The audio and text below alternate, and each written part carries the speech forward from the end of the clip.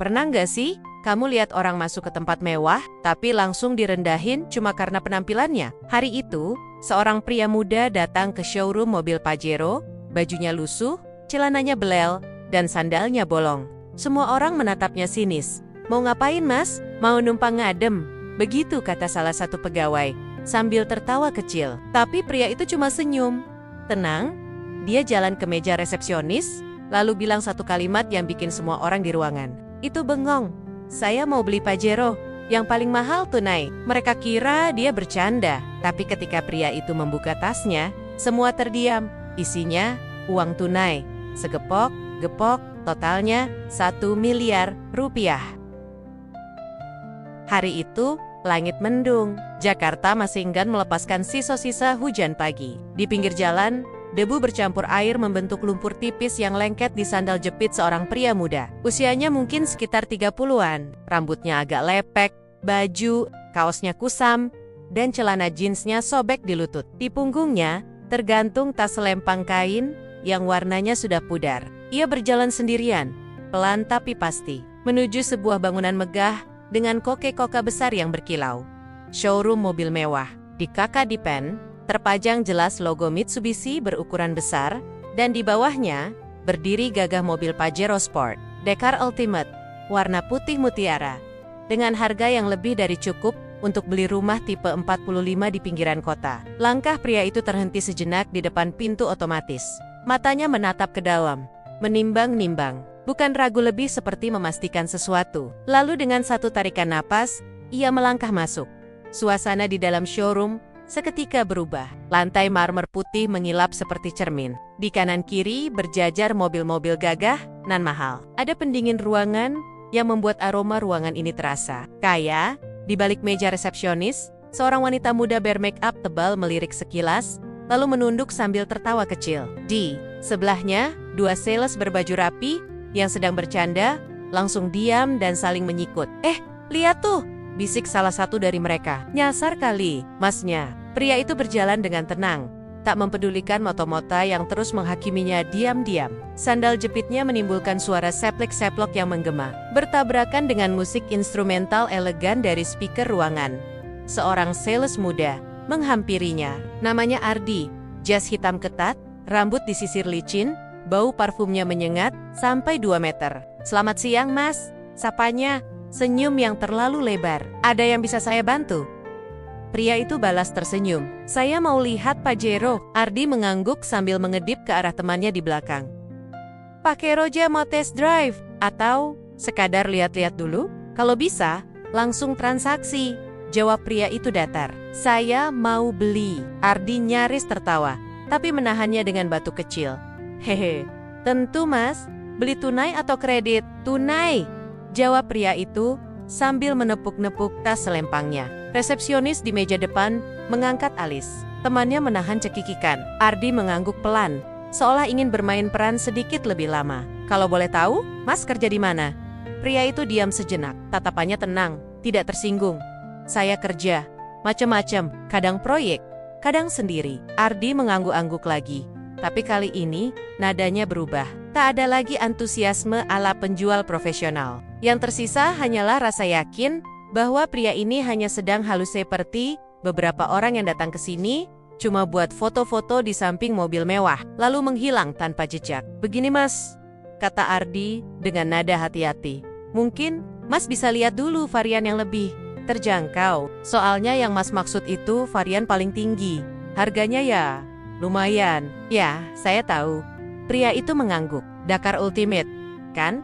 Yang putih itu. Seketika, showroom terasa senyap. Ardi mulai tidak yakin, tapi egonya masih menahan. Ia tidak suka ditantang oleh orang dengan sandal jepit dan tas lusuh seperti ini. Kalau begitu, silakan duduk dulu. Ya mas, katanya. Lalu melengos ke arah bosnya yang duduk di ruang kaca. Sembari berbisik, Pak, kayaknya ada orang aneh pengen beli Pajero, tapi penampilannya ya gitu. Bos showroom, Pak Rio, mengangkat kepala dari laptopnya, lalu melirik keluar. Ia mendesah pelan. Ya elah, yang kayak gitu mah udah sering. Nggak usah diladenin serius. Kasih brosur aja. Suruh datang lagi kalau udah bawa DP. ucapnya sambil kembali menunduk. Sementara itu, pria muda itu masih berdiri di dekat Pajero putih yang mengilap. Matanya memperhatikan setiap detail, pelek, handle pintu, grill depan, emblem 4x4. Wajahnya polos, tapi di matanya ada cahaya yang berbeda, bukan cahaya orang iseng, tapi seseorang yang tahu persis apa yang ia inginkan. Di pojok ruangan, salah satu pelanggan, seorang wanita muda bergaun mahal, melirik dan bergumam, "Ih, bisa-bisanya showroom segede ini dimasukin orang kayak gitu? Mana satpamnya?" Sang pria masih diam, tak berkata banyak, tapi pelan-pelan jemarinya mulai membuka resleting tas selempangnya, seolah siap memperlihatkan sesuatu. Dan di sanalah cerita ini baru saja dimulai. "Masnya beneran mau beli Pajero?" Suara Ardi terdengar makin aneh, seperti campuran tawa yang ditahan, rasa bingung, dan kesombongan yang tidak bisa disembunyikan. Pria sederhana itu mengangguk. Sekali lagi, "Iya, yang Dakar Ultimate, putih." Ardi menatapnya dari atas sampai bawah, kaos oblong yang sudah molor di kerahnya, celana jeans belel yang sobek di lutut, dan sandal jepit swallow yang tinggal setengah pola. Lalu ia menatap tas selempang kain lusuh yang tampaknya sudah bertahun-tahun tidak dicuci. "Mas, itu mobil. Harga barunya nyaris 700 juta, ujar Ardi pelan, mencoba terdengar sopan. Padahal nadanya sudah jelas meremehkan. "Biasanya pembeli tuh datang rapi, ada appointment, atau paling nggak tanya-tanya dulu. Nggak langsung bilang, mau beli tunai begitu aja." Pria itu diam, ia menatap Ardi tanpa emosi. "Mas kira saya bercanda?" tanyanya. Sebelum Ardi menjawab, resepsionis di meja depannya membisik pelan ke temannya, "Yakin deh, orang ini paling modal nekat doang, pengen viral mungkin. Nanti tinggal pura-pura kaget pas disuruh bayar DP." Temannya cekikikan, lalu membuka kamera HP-nya, diam-diam mulai merekam. Sementara itu, Ardi sudah kehilangan kesabaran. Ia tidak suka waktu kerjanya dibuang oleh orang yang dianggapnya tidak serius. "Tapi nggak apa-apa sih mas, boleh aja kalau pengen lihat-lihat, buat referensi dulu," katanya dengan senyum profesional palsu. "Kalau ada budget, baru kita bantu simulasi." Pria itu menghela napas pendek. "Saya nggak butuh simulasi mas, saya mau beli hari ini, sekarang." Ardi langsung menoleh ke belakang, memberi kode pada Pak Rio yang sedang duduk di balik kaca kantor manajemen. Pak Rio hanya mengangkat alis, lalu berjalan keluar dengan langkah berat. "Halo, selamat siang. Saya Rio, kepala showroom di sini." Suaranya berat, penuh wibawa. Sekali pandang, langsung tahu dia pemimpin, tapi ekspresi wajahnya berubah datar begitu melihat penampilan pria yang berdiri di hadapannya. "Saya sudah dengar dari Mas Ardi. Mas ingin beli Pajero ya?" "Iya Pak, tunai." Pak Rio mengangguk pelan, lalu menatap tajam ke arah tas lempang pria itu. Ia mencoba bersikap sopan, tapi nadanya penuh keraguan. "Kalau boleh tahu, Mas membawa dananya hari ini juga?" "Bawa Pak, di tas." Ardi lalu memutar mata diam-diam. Ia pikir, ya elah, emang uang ratusan juta dibawa di tas kain begitu? Pak Rio mencoba tertawa kecil. "Wah, hebat ya, tapi maaf sebelumnya Mas, kami ada SOP untuk pembelian tunai sebesar itu. Biasanya kami sarankan transfer bank, karena, ya, keamanan juga. Lagi pula, ya, uang tunai segitu agak jarang." "Saya nggak suka ribet Pak," jawab pria itu pelan. "Saya lebih percaya uang di tangan, bukan angka di layar." Sekilas, suasana jadi agak tegang. Tapi sebelum pria itu sempat membuka tasnya, Ardi buru-buru memotong. "Mas, mending gini deh. Serius mau beli? Nanti aja, buat appointment dulu, biar kita siapkan tim dan unit test drive-nya. Pajero bukan motor, nggak bisa beli langsung kayak beli gorengan." Tawa kecil terdengar dari arah pojok ruangan. Dua orang pelanggan lain yang sejak tadi duduk dan mengamati ikut tersenyum geli. Pak Rio pun menambahkan, "Kalau Mas ada waktu, mungkin showroom yang di Ciputat lebih cocok. Di sana ada program bekas dan harga lebih fleksibel. Di sini, ya, semuanya baru, spek tinggi." Diam. Semua menunggu reaksi pria itu. Tapi anehnya, ia tetap tenang. Tak sedikit pun marah. Ia hanya menatap Pajero putih itu dalam-dalam. Siala, sudah lama ia bayangkan memegang setirnya, duduk di balik kemudinya, dan mengendarainya pulang. Kemudian ia berkata, "Baik Pak, kalau begitu, saya nggak mau ganggu, saya pamit dulu." Tanpa menunggu jawaban, pria itu membalikkan badan dan berjalan keluar showroom. Suara sandal jepitnya terdengar jelas di atas marmer. Mewah, ceplak, ceplok, ceplak. Nia si resepsionis menutup story Instagramnya dengan caption, "Masuk showroom cuma modal tas lusuh, mau beli Pajero." Katanya Pak Rio dan Ardi hanya menghela napas. Dunia makin aneh aja. Ya, kata Ardi. Orang aneh makin banyak, balas Pak Rio. Tapi mereka tidak tahu, pria itu belum selesai. Dia baru mundur satu langkah untuk melompat lebih jauh. Langit mulai menghitam saat pria itu melangkah menjauh dari showroom.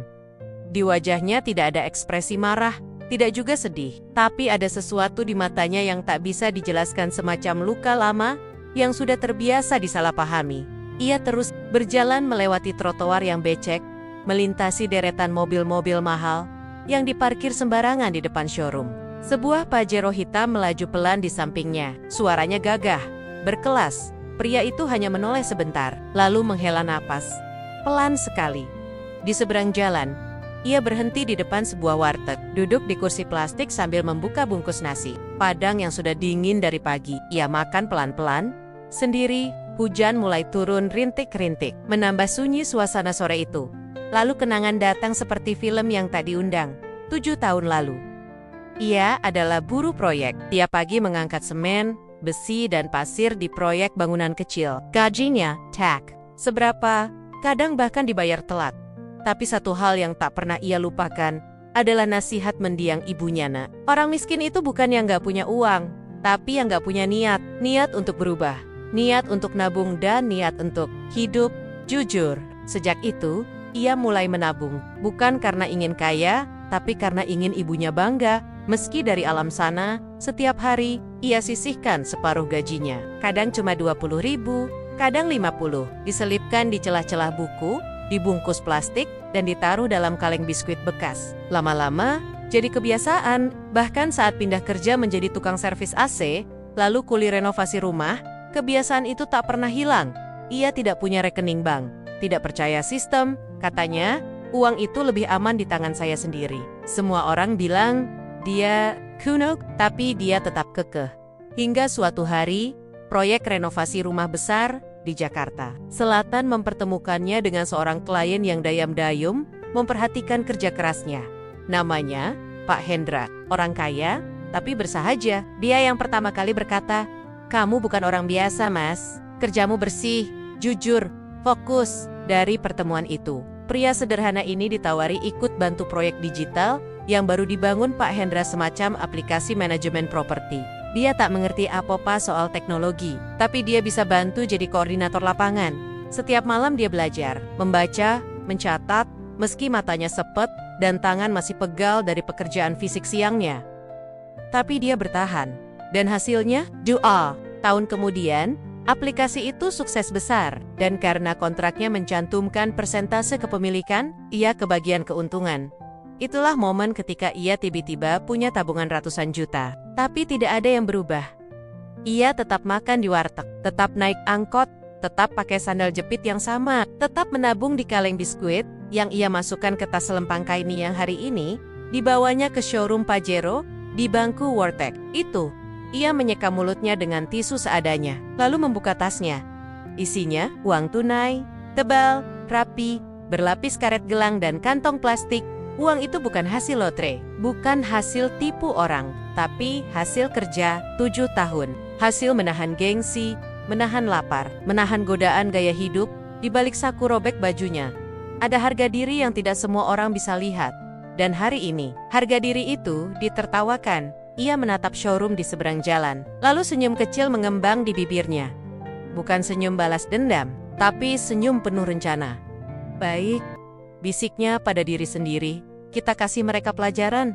Ia berdiri, hujan makin deras, tapi ia tidak peduli. Ia menyampirkan tasnya ke bahu, lalu menyeberang jalan kembali ke showroom yang tadi menolaknya. Langkahnya mantap, sandal jepitnya masih basah, tapi kali ini, suara langkah itu bukan sekadar suara kaki. Itu suara harga diri yang akan dibayar lunas. Showroom itu masih terang saat pria muda itu kembali melangkah masuk. Hujan membasahi rambut dan bahunya. Tas selempangnya tampak lebih berat dari sebelumnya, atau mungkin hanya karena sekarang semua mata memandangnya dengan tatapan aneh. Look, Ardi mengerutkan dahi saat melihat pria lusuh itu muncul lagi. Mas, balik lagi. Pria itu tidak menjawab. Ia langsung berjalan ke arah meja resepsionis, lalu menatap Nia yang sedang asyik bermain ponsel. Saya ingin beli Pajero. Sekarang, tunai. Nia mendongak. Sedetik ia membeku, lalu bersikap seperti tadi, setengah tertawa. Mas, maaf ya, kami nggak main-main di sini. Showroom ini bukan tempat prank. Pria itu menatapnya tenang. Saya nggak sedang main-main. Ardi datang menghampiri. Kali ini nada bicaranya tidak semanis tadi. Mungkin karena gengsi. Atau karena dia merasa sedang dijadikan bahan uji kesabaran. Mas, mending jangan maksa. Tadi juga udah dijelasin, kan? Pembeli di sini bukan cuma niat, tapi juga siap. Kalau Mas memang serius, ya tinggal bawa data, pakai transfer bank, atau ajukan leasing. Jangan bolak-balik bawa tas butut minta beli mobil mewah. Kata-kata itu, tas butut, memecahkan suasana. Beberapa pelanggan yang sedang duduk ikut melirik dan tertawa kecil. Pria itu diam sebentar, lalu dengan sangat pelan, ia membuka resleting tas lempangnya. Mas, gak usah buka-buka tas di sini, ujar Ardi, mencoba menahan. Tapi telat, dari dalam tas itu. Ia mulai mengeluarkan satu bundel uang tunai, terbungkus rapi dengan plastik bening dan karet gelang. 1, 2, 3, 5, 10 bundel uang kertas pecahan 100.000. Lalu masih banyak lagi, ditaruh satu persatu di meja marmer showroom itu, hingga meja itu penuh. Semua orang terdiam. Bahkan suara musik latar instrumental mendadak seperti mengecil sendiri. Natia menutup ponselnya pelan. Ardi menatap tumpukan uang itu, seolah sedang melihat hantu. Pak Rio, yang melihat kejadian dari balik kaca kantornya, langsung keluar tergesa-gesa. Ini uang asli. Pria itu menatapnya. Pak, saya sudah bilang, dari awal, saya mau beli Pajero, varian tertinggi, warna putih, hari ini, tunai. Pak Rio tidak langsung menjawab. Ia menoleh ke arah Ardi. Wajahnya berubah pucat. Siap mas, Ardi terbata. Saya siapkan berkasnya ya. Mau kopi dulu? Pria itu mengangguk kecil. Boleh, tapi bukan yang instan. Siap. Barista, kami bisa bikinkan cappuccino atau americano. Mau disiapkan di ruang VIP, Mas? Boleh. Jawabnya ringan. Seolah tak terjadi apa-apa, 5 menit kemudian. Pria sederhana itu sudah duduk di sofa kulit hitam yang empuk. Dikelilingi 5 staf showroom yang tiba-tiba menjadi sangat ramah. Suasana seperti berubah total. Bukan lagi orang lusuh yang diabaikan, tapi seperti raja yang baru saja memenangkan perang dayam-dayam. Di luar ruangan, Ardi dan Nia berdiri terpaku di pojokan. Lo ngerekam nggak? Tanya Nia setengah panik. Enggak, gua kira cuma drama gila, duitnya asli, itu bonak banget. Kayak koper-koper film action. Mereka hanya bisa menatap kosong ke arah pria itu, yang kini sedang menyesap kopi mahal sambil membaca brosur spesifikasi Pajero Sport Dakar Ultimate dengan tenang, tanpa emosi, dan entah kenapa, justru itu yang bikin malu bukan main. Pak Rio kembali mendekat. Maafkan kami ya mas, tadi mungkin staf saya kurang sopan. Kami kira, ya, mas cuma mau lihat-lihat. Tidak apa-apa pak, jawab pria itu dengan senyum tipis. Saya paham, penampilan saya tidak cocok untuk ruangan ini. Rio menelan ludah. Sama sekali bukan soal penampilan mas. Oh, iya, tatapan pria itu tajam sekarang. Tapi, tetap tenant, kalau saya datang tadi pakai jas, dasi, dan jam tangan mahal, apakah saya akan diperlakukan berbeda? Rio tak menjawab, karena ia tahu jawabannya. Dan itu menyakitkan. Anggap saja ini pelajaran, ujar pria itu sambil berdiri, untuk kalian, dan juga untuk saya. Bahwa dunia ini memang belum selesai. Belajar cara melihat manusia. Ia menatap Pak Rio dalam-dalam. Saya masih mau beli mobilnya, tapi bukan di sini. Hiu terperenjaj. Lio, mas, saya mau showroom yang lebih tahu cara menghargai pelanggan. Saya sudah bayar lunas harga mobil, tinggal proses BPKB dan pengiriman. Tapi saya pindahkan ke cabang saingan Bapak di Bekasi. Mas, jengkel. Begini, kami mohon, semua ini salah paham. Pria itu merapikan uangnya kembali ke dalam tas. Saya nggak marah, Pak. Saya hanya ingin beli mobil. Tapi saya juga ingin kalian ingat, yang kalian rendahkan tadi, bisa jadi orang yang kalian butuhkan besok. Dan dengan itu, ia melangkah pergi. Langkahnya masih basah, tapi kini, terdengar seperti derap sepatu militer penuh wibawa, tegas, dan tidak perlu pembenaran. Sementara itu, Di dalam showroom yang sunyi, tidak ada yang bisa berkata apa-apa. Hanya suara hujan di luar yang terus menetes. Seolah sedang menggolok-golok semua kesombongan yang sempat tertawa beberapa menit lalu.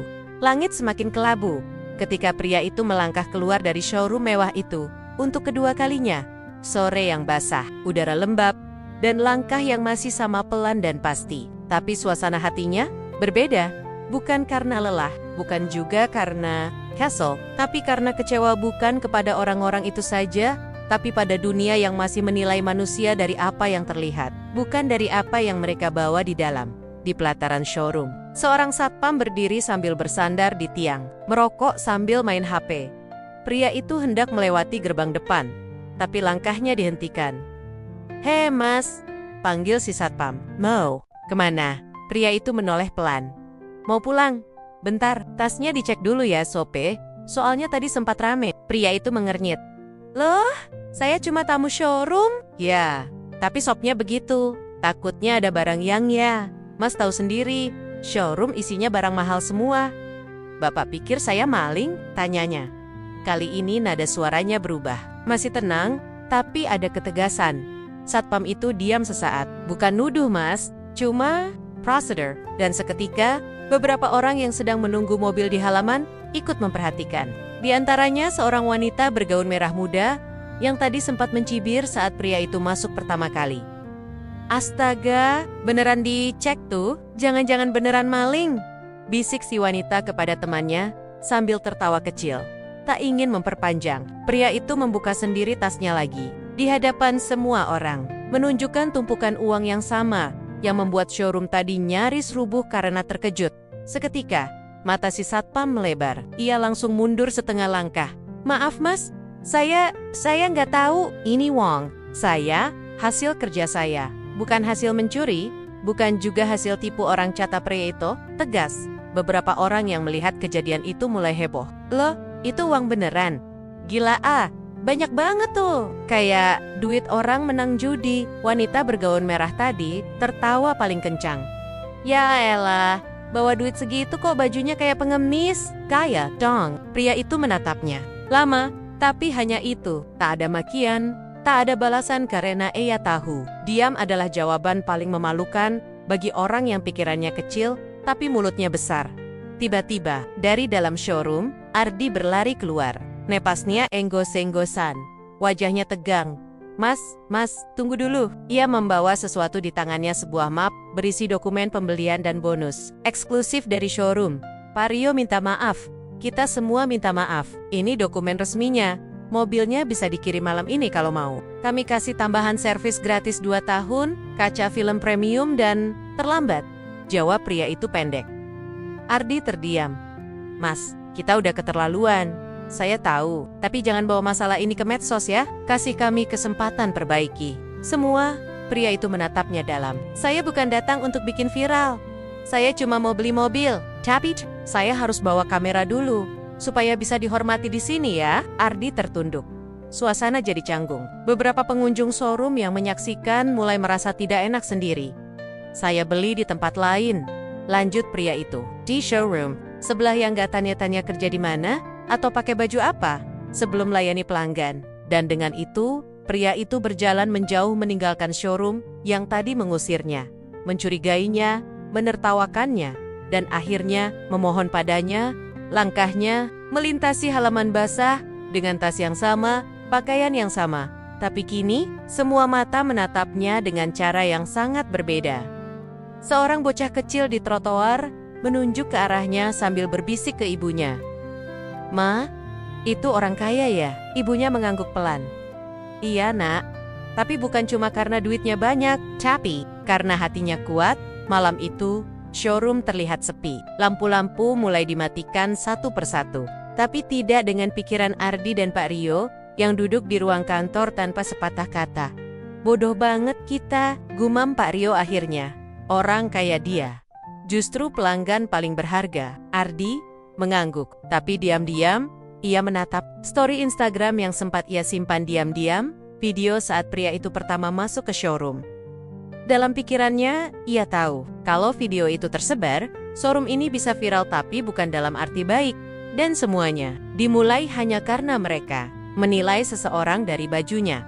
2 hari setelah insiden itu, suasana showroom Pajero di kawasan Jakarta Selatan mendadak berubah tegang. Pagi-pagi, Pak Rio sudah menerima 3 panggilan dari atasannya di pusat. Kenapa brand kita trending di Twitter? Kenapa TikTok rame nyerang showroom kamu? Video siapa tuh yang viral? Itu pegawai kamu ya? Pak Rio menelan ludah, tangannya gemetar saat membuka aplikasi media sosial di laptop.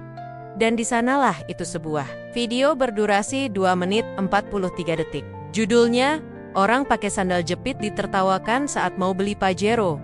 Lihat reaksi mereka saat dia buka tasnya, thumbnailnya, potongan wajah Ardi yang kaget, dan meja penuh uang tunai. Video itu diunggah oleh sebuah akun bernama @manusiabiasa. Captionnya singkat, jangan lihat orang dari bajunya. Kadang, yang kalian rendahkan, justru lebih mampu dari kalian. Komentar membanjiri fix. Showroom ini harus minta maaf terbuka. Sumpah, puas banget lihat yang ditertawakan. Malah ngetawain balik secara halus. Gue nangis. Asli, dunia ini emang sering salah menilai orang. Ardi memandangi layar dengan mata membelalak. Ini video kemarin. Tapi, kita semua nggak lihat ada yang rekam. Pak Rio menatapnya tajam. Lo yang rekam? Pak sempat, tapi kemarin sempat ada cewek resepsionis lain yang kayaknya iseng storyan. Pak Rio membanting map. Semua ini akibat lo semua ngeremehin orang. Kalau kemarin kita layani dia baik-baik, sekarang kita malah dapat promosi gratis. Sementara itu, pria muda pemilik uang 1 miliar itu duduk di sebuah kafe kecil di pinggiran kota. Di depannya, meja penuh dengan laptop, catatan, dan HP yang terus berbunyi notifikasi. Dia membuka laptopnya, lalu mengecek dashboard YouTube channel Naya, Manusia Biasa ID. Channel yang ia buat diam-diam, berisi kisah-kisah sederhana, dari pengalaman hidupnya sebagai mantan kuli, tukang AC, hingga sekarang jadi pemilik bisnis renovasi properti digital. Dan kini, video tentang showroom itu sudah tembus 1,7 juta views dalam 2 hari. Subscribersnya naik 40.000. Komentar positif membanjiri. Banyak yang mengaku terinspirasi dan belajar soal rendah hati. Tapi bukan itu tujuannya. Tujuan pria itu bukan balas dendam, tapi memberi pelajaran. Bukan dengan marah, bukan dengan makian, tapi lewat kenyataan yang tak bisa dibantah bahwa manusia layak dihargai. Sebelum tahu isi dompetnya, ia menyesap kopinya pelan, lalu menerima notifikasi pesan baru dari sebuah akun resmi Mitsubishi Indonesia Official. Kami mohon maaf atas perlakuan showroom kami. Kami ingin bertemu Anda secara langsung. Jika Anda berkenan, kami kagum dengan sikap Anda yang luar biasa dewasa. Ia hanya tersenyum. Ia tidak butuh permintaan maaf. Ia tidak butuh sorotan. Ia hanya ingin dunia tahu satu hal. Kadang, orang yang tidak punya apa-apa di badannya justru menyimpan segalanya di dalam dirinya. Sore harinya, showroom tempat insiden itu terjadi tampak sepi. Beberapa calon pembeli membatalkan janji karena viralnya insiden tersebut. Di dalam, Ardi terduduk. Lemas, ia mendapat surat peringatan resmi. Nia, sang resepsionis, diberhentikan sementara. Pak Rio sendiri tak henti mengusap wajah. Posisinya sebagai kepala showroom terancam dicopot karena mencoreng nama brand besar. Semua ini karena kita lupa satu hal. Gumam Pak Rio akhirnya. Kita lupa bahwa pelanggan datang dengan harapan, dan kita malah menyambut mereka dengan penilaian. Tak ada yang menjawab, hanya keheningan panjang, dan layar TV di dinding yang memutar ulang berita pagi, viral. Pria bawa uang 1 miliar dengan tas butut bikin karyawan showroom panik. Netizen, ini baru kelas sultan sesungguhnya. Sementara itu, pria itu kembali ke rumahnya, sebuah rumah sederhana, tapi rapi. Ia tidak membeli mobil Pajero untuk pamer. Ia membelinya karena dulu, saat ibunya masih hidup, beliau pernah berkata, "Nak, suatu hari nanti, ibu pengen lihat kamu naik mobil bagus, bukan buat sombong, tapi biar kamu tahu, hasil kerja kerasmu layak dihargai." Dan hari ini, ia tahu, dirinya sudah cukup. Bukan karena uangnya, tapi karena ia tidak pernah berhenti jadi manusia, walau orang lain meragukannya. Senja pelan-pelan turun di langit Jakarta. Udara mulai dingin, dan angin membawa aroma hujan sisa semalam. Di depan sebuah rumah kecil bercat krem, pria muda itu berdiri di pinggir jalan, sambil menatap kendaraan yang baru saja berhenti di depannya. Sebuah Pajero Sport Dakar Ultimate warna putih mutiara. Akhirnya, mobil itu sampai juga. Mobil impiannya. Tapi yang lebih penting, mobil yang dulu pernah disebut ibunya. Dalam percakapan sederhana penuh harap. Suatu saat, kalau rezekimu cukup, belilah mobil bagus. Bukan untuk gaya-gayaan, tapi buat buktiin ke dunia bahwa anak ibu bisa sukses dengan jujur. Tangannya menyentuh gagang pintu mobil itu pelan. Matanya berkokek-kokokah. Di dalam rumah mungil itu, di atas meja altar kecil yang bersih, berdiri sebuah foto. Seorang wanita tua berkerudung dengan senyum lembut. Foto ibu. Di sampingnya, segelas air putih dan bunga melati. Pria itu duduk bersila di hadapan foto itu.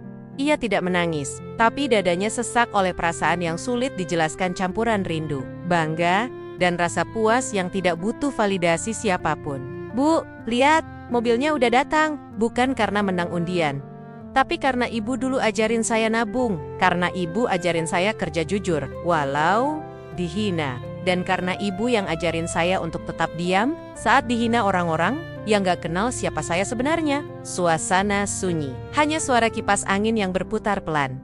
Pria itu membuka dompet lusuhnya. Isinya bukan uang tapi selembar kertas tua yang dilaminating seadanya foto dirinya waktu kecil, digandeng ibunya di depan rumah kontrakan sempit. Di balik foto itu, tertulis dengan pulpen biru, "Jangan takut miskin. Takutlah kalau kamu berhenti berjuang." Esoknya, mobil Pajero itu ia kendarai sendiri ke panti asuhan tempat ia dulu dibesarkan setelah ibunya meninggal. Anak-anak kecil langsung berlari keluar ketika melihat mobil besar itu berhenti di gerbang. "Wah, Om beli mobil baru? Gede banget Om." "Ini mobil Transformer ya?"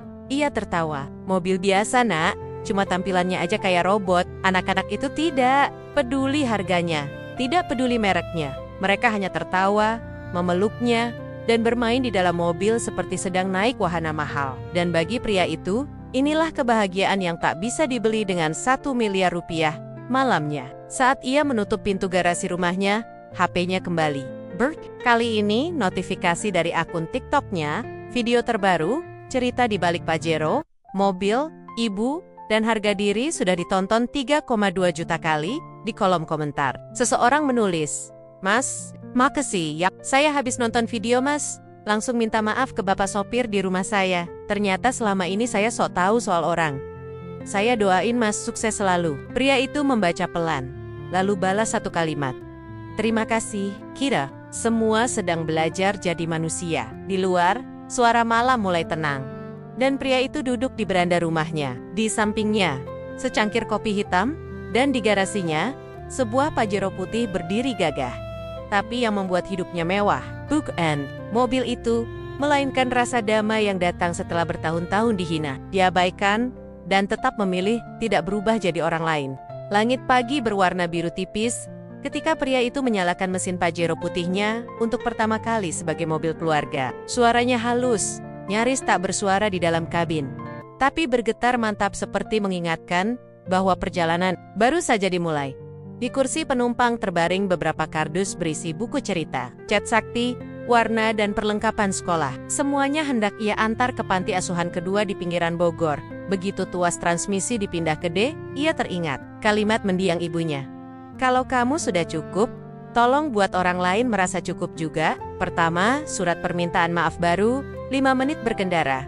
Ponselnya berbunyi. Sebuah mail masuk dengan subjek panjang. Permohonan maaf resmi dan tawaran kerjasama CSR, PT Nusantara Otomotif Gemilang. Isi suratnya ditandatangani langsung oleh CEO jaringan showroom tempat insiden itu terjadi. Intinya jelas, pengakuan salah, permintaan maaf terbuka, dan yang cukup mengejutkan undangan untuk menjadi pembicara di program pelatihan karyawan soal customer empathy. Pria itu tersenyum. Castle, bukan rasa menang yang ia rasakan, melainkan lega. Ada perubahan nyata. Ia membalas singkat, "Saya bersedia hadir, tidak perlu honor, uang transport cukup. Satu syarat, adakan juga beasiswa mekanik untuk anak panti asuhan." 3 menit kemudian, CEO itu menjawab deal. Kedua, Ardi di tepi jalan perjalanan, berlanjut melewati gerbang tol. Di bahu jalan, pria itu melihat sosok berseragam rapi tapi kali ini tanpa jas mengilap berdiri canggung menunggu bus. Itu Ardi, sang salesman, memegang map lamaran kerja. Sekejap, keduanya saling tatap. Ardi menendak, wajahnya campur malu dan cemas. Pria itu menepi. Kaca jendela turun. "Mas Ardi, Butuh tumpangan? Ardi terbelalak. Cepat, cepat menggeleng. Nggak usah mas. Kena SP3, saya dipindah cabang. Sekarang lagi cari kerjaan baru. Hening sebentar. Pria itu membuka laci, mengambil kartu nama sederhana bertuliskan PT Semesta Renovasi Digital, Divisi Operasional. Saya butuh koordinator penjualan mas. Skill komunikasi kamu bagus, kok asal nggak dipakai meremehkan orang? Kalau berminat, hubungi nomor di situ. Interview besok jam 10 di kantor saya. Mata Ardi memerah entah terharu, tertekan, atau keduanya. Ia menunduk dalam. Terima kasih mas, saya nggak pantas. Kalau semua orang cuma dapat kesempatan satu kali dalam hidup, dunia bakal sepi. Sampai jumpa besok ya. Pajero putih kembali melaju, meninggalkan Ardi yang berdiri kaku sambil menatap kartu nama, seperti tiket pulang dari kesalahan Tri Terminal. Bahagia siang menjelang ketika mobil memasuki halaman panti asuhan Harapan Melati. Anak sudah menunggu. Kabar Om Sultan, sandal jepit rupanya menyebar lebih cepat dari GPS. Gelak tawa mewarnai udara. Kardus dibongkar, cat dinding dibaur, buku dibagikan. Beberapa remaja panti yang gemar otomotif berkerumun di sekitar Pajero. Penasaran bagaimana mesin 4N15 itu bisa halus, namun bertenaga. Pria itu membuka kap, menjelaskan perlahan, lalu menutup dengan pesan. Ingat, kalian boleh bercita. Cita punya apa saja, tapi jangan biarkan apa saja itu punya kalian. Sore, saat matahari condong ke barat, ia duduk di ayunan bekas yang kini diwarnai ulang. Angin membawa suara anak. Anak bernyanyi lagu wajib sekolah. Dadanya hangat. Tiap nada seolah bernilai. Lebih mahal daripada tumpukan uang di tas lusuhnya. Dulu 4 monolog di jalan pulang dalam perjalanan pulang. Lampu dashboard memantulkan siluet wajahnya. Ia berbisik, seperti berbicara pada sosok ibu yang selalu ia bawa dalam ingatan. Bu, Pajeronya sudah jadi saksi. Saksi bahwa orang boleh saja meremehkan, tapi takdir tak akan menertawakan mereka yang bersabar. Tak ada musik mengiringi, hanya suara mesin dan detak senja. Tapi di hati, sebuah orkestra kecil memainkan melodi kemenangan, bukan kemenangan atas orang lain, melainkan kemenangan melawan keinginan untuk membalas dengan cara yang sama. 5. Epilog video terakhir malam itu. Di kamar sederhananya, pria itu menekan tombol rekam. Wajahnya muncul di layar. Teman, ini mungkin video terakhir tentang Pajero dan tas lusuh. Hari ini saya belajar, harga diri bukan soal berapa kita dihargai, tapi bagaimana kita tetap menghargai diri sendiri saat orang lain menertawakan. Kalau kalian sedang berjuang, tetaplah diam saat direndahkan. Tetaplah jujur saat tergoda jalan pintas. Dan tetaplah menabung tabungan sabar dan tabungan tiger. Dan satu lagi, kalau suatu saat kalian sanggup beli mimpi kalian, jangan lupa ajak orang lain menumpang di kursi kosong. Karena jalan sukses itu panjang. Lebih indah kalau ada teman seperjalanan. Dia menutup video dengan senyuman kecil, lalu posting tanpa tagar bombastis. Ia tahu, algoritma akan bekerja sendiri ketika sebuah pesan benar tulus. Setelah lampu kamar padam, hanya satu titik lampu jalan terlihat lewat jendela. Mobil putih terparkir tenang di garasi. Sandal jepit yang agak usang tergantung di dinding. Besok pagi, sandal itu tetap dipakai. Sebab kemewahan sejati bukan pada yang dipakai, melainkan pada sejauh apa kaki itu melangkah, tanpa melupakan tanah tempatnya berpijak.